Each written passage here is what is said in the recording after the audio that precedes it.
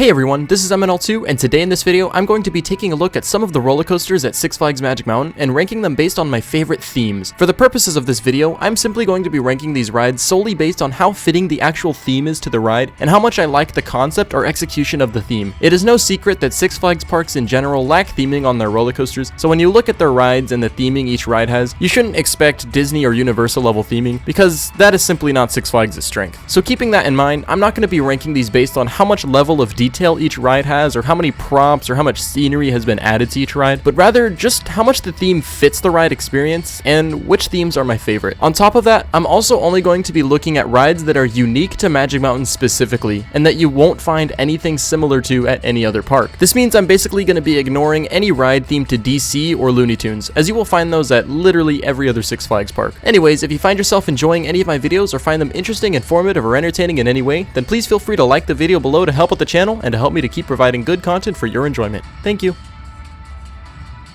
So if this was the year 2009, then this ride would easily be number 1 on this list. When this ride was known as Terminator Salvation, it had the most incredible and immersive experience out of every coaster in the park, from multiple pre-show scenes to on-ride audio, flame effects, and fog. Over the years, however, the level of theming and immersion on this ride has significantly decreased, and so at this point, its theme is pretty much entirely gone. Even after the licensing for Terminator expired, they still had a bootleg storyline for Apocalypse and retained some of the special effects. But as of present day, this ride doesn't have a theme or a storyline anymore. At the very least, some of the props and lighting effects are still there in the pre-show section of the queue, but with the TVs and audio pretty much completely disabled, it just isn't the same anymore, and there is basically no apparent theme. In the beginning, I know that I mentioned that this video is not going to be ranking the rides based on the level of detail or the extent of the theming, but the problem with Apocalypse is that the theme itself is what disappeared. It used to be themed to Terminator, and then it was some made-up theme about escaping scavengers and seeking refuse or whatever, and then it turned into escaping from a virus outbreak. But then after there was a legitimate virus outbreak, the theme has altogether been scrapped, and hence this ride has placed at the bottom of this list. But since this is only a top 5 list, it is still pretty high up when compared to the rest of the rides at Magic Mountain.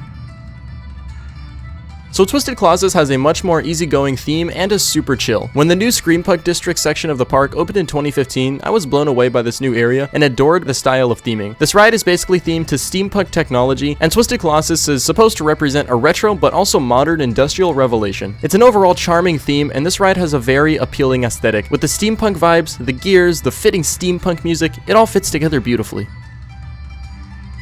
Full Throttle has sort of a broader theme and is ultimately just themed to living life to its fullest, aka YOLO. This ride represents doing extreme activities like skydiving, snowboarding, paragliding, cliff climbing, surfing, and with the Magic Mountain side of things, riding roller coasters. With the aggressive energy and hyped vibes that this ride gives off, it can make you really excited and pumped up. And I also feel that this ride's theme is sometimes even motivational. That might be partly because of the softer, more dramatic cinematics that can play on the Jumbotron. This ride is the opposite of boring when the music is blasting and the lights are dancing at night. Seriously, this has one of the coolest plazas in the whole park, especially when paired with Full Throttle nights. So I feel like Tatsu has probably the most perfect theme that you could give a B&M flying coaster. Six Flags could have gone with something basic like a Superman or a Batman theme, but they opted for something original and unique, and I think it works beautifully. For those of you who may not know, a Tatsu is a mythical dragon in Japanese folklore, and the aesthetic of this ride is amazing. The chill, ancient Japanese architectural style of the station and surrounding area, combined with the lovely classical Japanese koto music, is very relaxing and immersive in my opinion. Although I strongly dislike the new color scheme, the feeling of flying like a mythical dragon through an incredibly fun and exciting roller coaster will never dissipate.